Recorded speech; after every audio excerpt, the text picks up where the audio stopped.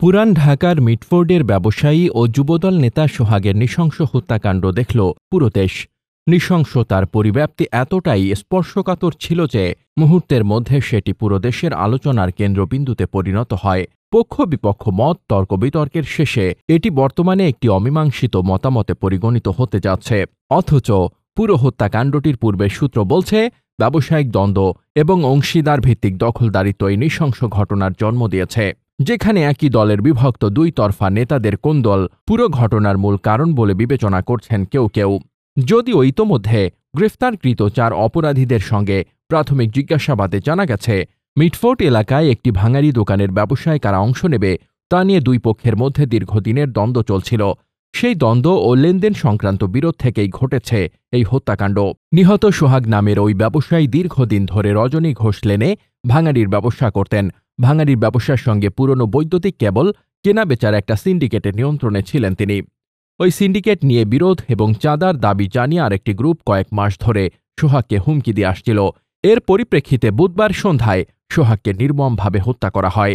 জানা যাচ্ছে, সোহাগ ও তার হত্যাকারী পক্ষ সবাই বিএনপির রাজনীতির সঙ্গে যুক্ত। অনেকের অভিযোগ, সোহাগ সহ তাদের কেউ কেউ ক্ষমতাচ্যুত আওয়ামী লীগ আমলে স্থানীয় আওয়ামী সন্ত্রাসী ছত্রছায়ায় এই সিন্ডিকেট নিয়ন্ত্রণ করতেন। শেখ হাসিনার পতনের পর বিএনপির রাজনীতির সঙ্গে যুক্ত হন তারা। তবে ক্ষমতার পরিবর্তনে সেই সিন্ডিকেট নিয়েই বিরোধ শুরু হয় নিজেদের মধ্যে। সবচেয়ে আশ্চর্যজনক বিষয় হচ্ছে, গত বুধবার ঘটে যাওয়া নৃশংস এই হত্যাকাণ্ডটি যতক্ষণ পর্যন্ত সামাজিক মাধ্যমে ভাইরাল না হয়েছে ততক্ষণ পর্যন্ত এই বিষয়টি নিয়ে কারো পক্ষ থেকে কোনো প্রতিক্রিয়া পাওয়া যায়নি।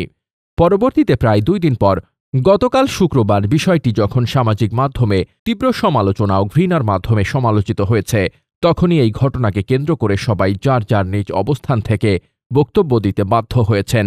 পাশাপাশি নানাবিধ সংগঠন ও রাজনৈতিক দলের মিছিল, স্লোগান, বিক্ষোভ এবং অবস্থান কর্মসূচি অনুষ্ঠিত হতে দেখা গিয়েছে। যদিও পুরো ঘটনাটি যখন সংঘটিত হয়েছে তখন প্রতিবাদ করতে কাউকে এগিয়ে আসতে দেখা না গেলেও বর্তমানে এটি একটি রাজনৈতিক ইস্যু এবং প্রতিটি দল, মত, সংগঠন যে যেভাবে পারছে সেভাবেই অভিযুক্ত এবং আক্রান্ত ব্যক্তির রাজনৈতিক পরিচয়কে পুঁজি করে একটি সংঘবদ্ধ চাপের সৃষ্টি করছে, যা একটি নৃশংস সামাজিক অন্যায়কে দ্রুত বিচারিক কায়দার দিকে নিয়ে যাবার পরিবর্তে রাজনৈতিক দিক বিবেচনায় প্রভাবিত করছে। এর মানে হচ্ছে, এই দেশে বিচারহীনতার সংস্কৃতি এমন যে যতক্ষণ কোনো ইস্যু ভাইরাল না হচ্ছে ততক্ষণ পর্যন্ত সে ব্যাপারে সুষ্ঠু আইনি পদক্ষেপ নিতেও আগ্রহ বোধ করছেন না কেউ। দলীয় নেতাকর্মীর অভ্যন্তরীণ কোন্দল হলেও সেই হাইকমান্ডের নজরে আসে না যতক্ষণ পর্যন্ত সামাজিক মাধ্যমে প্রতিক্রিয়া সৃষ্টি না হয়। তার ওপর রাজনৈতিক প্রতিপক্ষ কিংবা সংগঠনগুলো সর্বাবস্থায় অপেক্ষমান থাকে দেশের কোনো একটি আলোচিত ঘটনার জন্য, যেটিকে পুঁজি করে রাজনৈতিক মাঠ সৃষ্টি করা যায়। আইন বা শৃঙ্খলা বলতে যা কিছু রয়েছে, এগুলো কি অন্তর্বর্তী সরকারের আমলে শুধুই ব্যক্তিগত ফরমায়েশি বাহিনী, নাকি জনগণের আরও সহ্য ক্ষমতা বৃদ্ধির প্রস্তুতি প্রয়োজন, যেন কোনো কিছুকেই ইস্যু মনে না হয়? Desk report, বার্তাবাজার।